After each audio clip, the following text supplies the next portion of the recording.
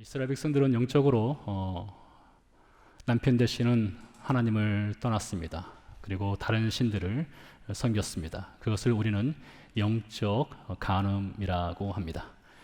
그로 인해서 이스라엘 백성들은 하나님의 진노의 심판을 피할 수가 없었고, 하나님은 이스라엘 백성들을 특별히 북이스라엘 백성을 아수르의 손에 팔기로 작정하셨습니다. 하나님의 진노 아래 놓인 이스라엘 백성들은 결국 멸망을 당하고 포로로 끌려가게 될 것입니다. 이렇게 정해진 멸망의 길을 걸어가는 이스라엘 백성들을 향해서 오늘 본문에 보니까 호세아 선지자가 이렇게 말합니다. 여호와께 돌아와라. 그러면 심판의 상처와 고통을 당한 너희를 하나님께서 싸매주시고 고쳐주실 것이다 라는 증언을 합니다. 더불어서 호세아 선지자가 증언하는 하나님은 새벽빛과 같은 분이다 라고 말하고 있습니다. 새벽이 지나면 아침이 오는 것처럼 하나님은 어김없이 찾아오시고 회개하는 이스라엘 백성들을 품어주실 분이다 라는 말씀이 되겠습니다. 또한 비가 내리면 땅이 젖듯이 하나님은 회개하는 이스라엘 백성들을 다시 회복시키고 품어주실 것을 이야기하고 있습니다. 그래서 우리가 이 호세아서를 살펴보면서 하나님은 진노하시지만 사랑하시기를 포기하지 아니하시는 분이라는 것을 계속 배워가고 있는데요. 본문 1절에 보니까 호세아 선지자가 이렇게 말합니다. 범죄한 이스라엘 백성에게 여호와께로 돌아와라. 여기서 돌아온다라고 하는 말은 히브리어 단어로 슈브라고 합니다. 여러분 들어보셨을 텐데요. 슈브, 이 말은 돌아온다라는 뜻도 있지만 회개한다라는 뜻도 있습니다. 그러니까 여호와께 돌아가자, 이 말을 바꿔 말하면 여호와께 회개하자, 이렇게 번역을 할 수도 있겠습니다. 여호와께 돌아가자 혹은 여호와께 회개하자, 이렇게 말하는 것은 하나님께서 용서하실 준비가 되어 있다는 것을 전제로 하는 말이 되겠습니다. 또한 돌아가자, 회개하자, 이런 말은 누군가로부터 떠났다는 것을 전제하고서 하는 말이 되는 것입니다. 우리가 이 성경을 보면은 이 창세기 3장 이후부터 인간은 끊임없이 하나님을 피해서 멀리 떠나는 인생을 살아왔습니다. 여러분이 잘 아시는 아담과 하와가 범죄하고 나서 그들이 에덴 동산으로부터 추방을 당하고 동시에 그들은 하나님을 떠나게 되지요. 그대로 인간의 역사는 구약성경뿐만 아니라 신약성경 그리고 오늘 이 시대까지 하나님으로부터 점점 멀어져가는 떠나버린 인생을 살아갑니다. 그래서 떠나버리는 인생을 향해서 하나님은 또 끝까지 찾아오시고 또 포기함 없이 그들을 붙들어 주시는 분으로 또 등장을 합니다. 하나님의 찾아오심의 결정체는 바로 당신의 아들 예수 그리스도를 이 세상으로 보내신 것이 되기도 하지요. 하나님을 떠난 인생들은 어떻게 살아가고 있습니까? 마치 물고기가 물을 떠나면 죽는 것처럼 영적으로 완전히 죽어 있는 상태로 살아갑니다. 이것을 에베소서 2장 1절에서 3절은 이렇게 증언을 합니다. 하나님을 떠난 인생을 향해서 허물과 죄로 죽었다, 이렇게 증언을 하고요. 본질상 진노의 자녀로서 살아가고 있다, 이렇게 증언을 합니다. 로마서에서 바울은 로마서 1장 18절에서 말하기를 하나님을 떠난 인생을 향해서 하나님의 진노 아래 놓인 인생, 로마서 3장 23절에서 말하기를 하나님의 영광으로부터 멀어진 인생, 이렇게 증언을 하고요. 로마서 6장 23절에서는 하나님을 떠난 인생을 향해서 죄의 삭은 사망이다, 즉 사망 가운데 거하는 인생이라고 증언을 합니다. 그러니 하나님을 떠난 인생은 허물과 죄로 죽었고요, 본질상 진노의 자녀이고요, 하나님의 진노 아래 놓여 있고요, 사망 가운데 놓여 있는 것이 하나님을 떠난 인생의 삶이라는 것이죠. 시편 90편에 보니까 모세가 이렇게 증언을 하고 있습니다. 우리가 신속하게 가니 우리가 날아가고 있습니다. 어디로 날아가는 것일까요?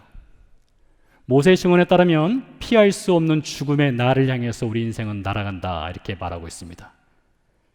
그러면 인생이 죽으면 그것이 끝이냐? 그렇지 않습니다. 히브리서 9장 27절 말씀에 보니까 이렇게 말하고 있습니다. 한번 죽는 것은 사람에게 정하신 것이요 그 후에는 반드시 하나님의 심판이 있다, 이렇게 말하고 있습니다. 그 심판의 날은 하나님께서 우리 인생에게 빌려준 인생 시간을 계산하는 날이 되겠습니다. 그날은요, 하나님께 가장 기쁜 날이 될 수도 있습니다. 하나님이 당신의 아들의 생명을 주고 값으로 사신 그분의 자녀들을 만나는 날이기 때문에 하나님께 가장 기쁜 날이 될 수도 있고요, 반대로 하나님께 가장 슬픈 날이 될 수도 있습니다. 왜 하나님께 가장 슬픈 날이 될 수 있을까요? 당신의 사랑을 끝까지 거부했던 인생을 하나님께서 지옥으로 보낼 수밖에 없는 날이 되기 때문입니다.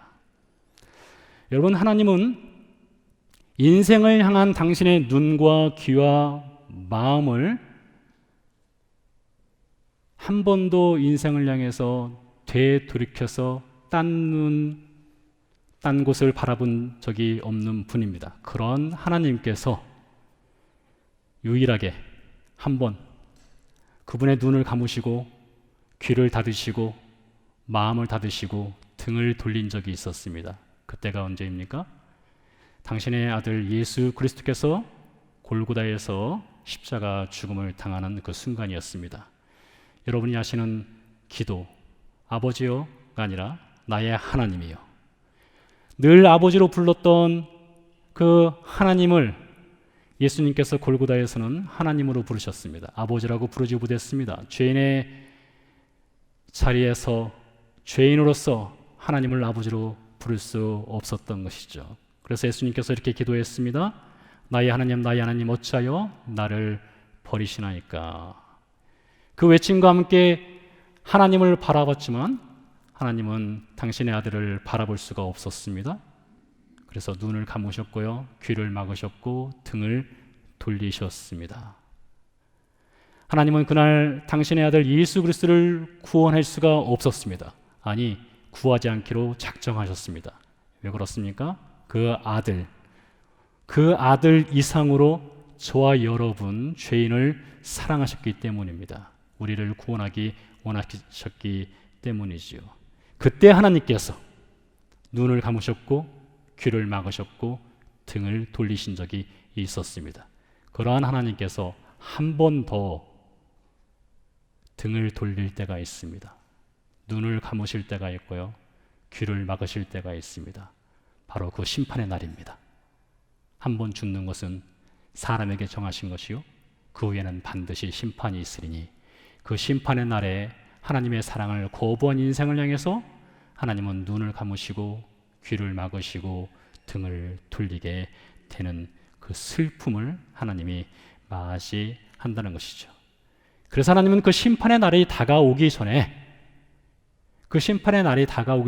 어떻게 해서든지 우리 인생에게 하나님 나라의 복음을 전하기 위해서 말씀을 전하시고 인생을 구원의 자리로 초대하시는 분이 되겠습니다.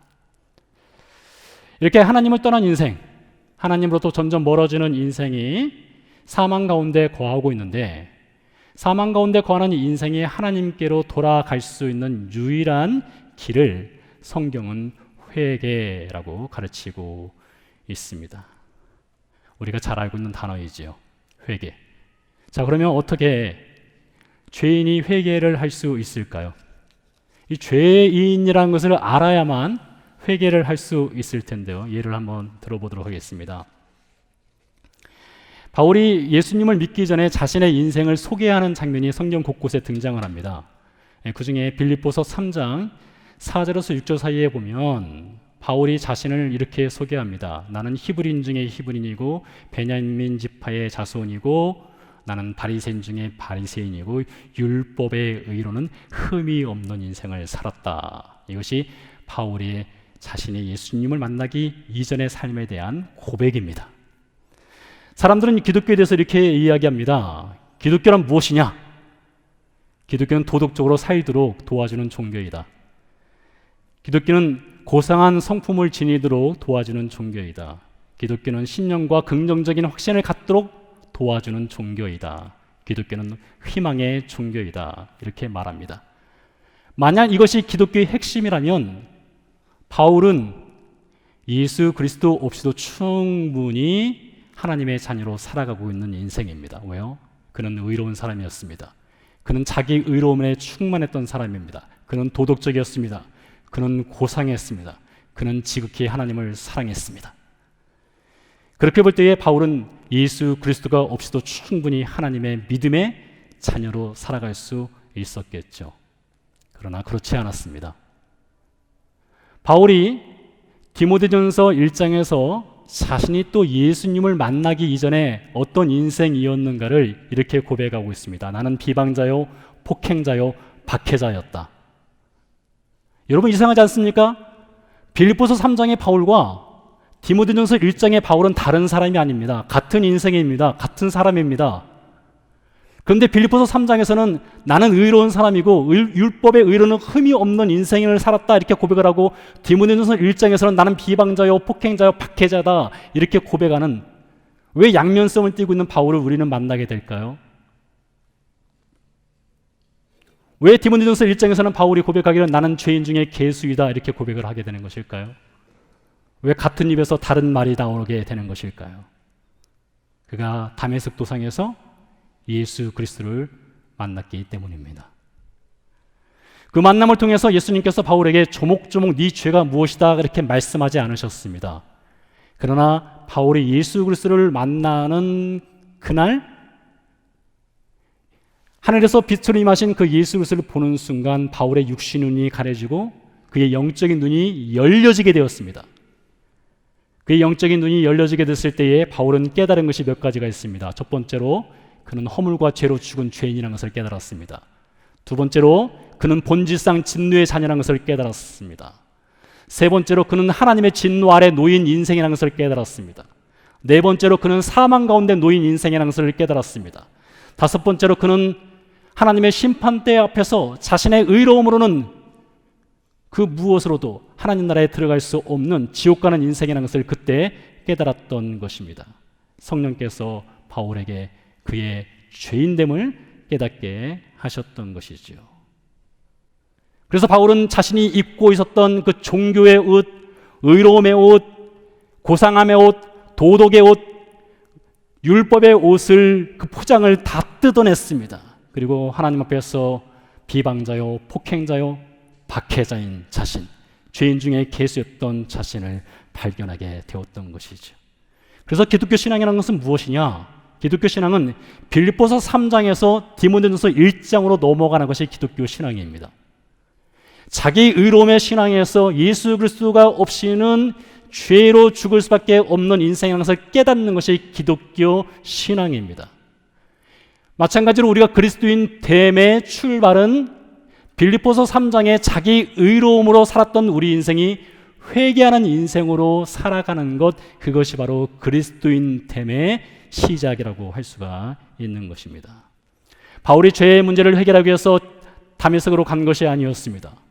예수께서 다메섹으로 달려온 바울을 찾아오신 것이었습니다. 바울이 죄의 문제로 인해서 그가 고민하지 않았습니다. 하나님의 성령께서 바울로 하여금 그 죄의 문제를 깨닫게 하셨습니다. 갈등하게 하셨습니다. 회개케 하셨습니다. 마찬가지입니다. 여러분이 회개를 하고 예수 그리스도를 믿는 성도가 되었다면 그것은 여러분이 한 것이 아닙니다. 우리의 의지로 한 것도 아니고 우리의 노력으로 한 것이 아닙니다. 어떤 도덕적인 교훈을 들어서 한 것이 아닙니다. 하나님께서 해주신 것입니다. 그래서 믿음도 하나님의 선물이듯이 회개하는 것 역시도 하나님의 전적인 은혜요 선물인 것입니다. 어떻게 하나님은 이렇게 우리로 하여금 죄인됨을 깨닫게 하시고 회개케 하실까요? 하나님은 늘 말씀으로 말씀하시는 분인데요. 예를 몇 가지 들어보도록 하겠습니다. 침례 요한이 광야에서 메시지를 전하고 있었습니다. 유대 전역에서 수많은 사람들이 침례 요한에게 나와서 침례를 받게 되었습니다. 침례요한에게 사람들이 몰려 나올 때에 침례요한의 첫 마디가 무엇이었느냐? 회개하라, 천국이 가까웠느니라. 회개하라였습니다. 침례요한을 뒤이어서 예수님께서 하나님 나라의 메시지를 선포하게 되셨습니다. 그가 갈릴리에서 하나님 나라의 사역을 시작할 때 첫 마디가 회개하라였습니다. 사도행전 2장에 보니까 베드로가 성령의 인재를 경험하고 나서 이스라엘 백성들 앞에서 그가 첫 번째로 설교할 때에 그 설교의 주제가 무엇이었습니까? 회개하라였습니다. 바울이 선교지를 돌면서 하나님 나라의 복음을 전할 때 그 첫 번째 메시지가 무엇이었습니까? 회개하라였습니다. 그러니 여러분, 회개라는 관문을 통과하지 아니하고는 그 누구도 그리스도인이 될 수 없습니다. 하나님의 자녀가 될 수 없습니다. 구원을 받을 수 없는 것입니다. 그래서 회개가 중요한 것입니다. 그렇다면 성령이 가르치는 회개, 그 회개는 무엇입니까?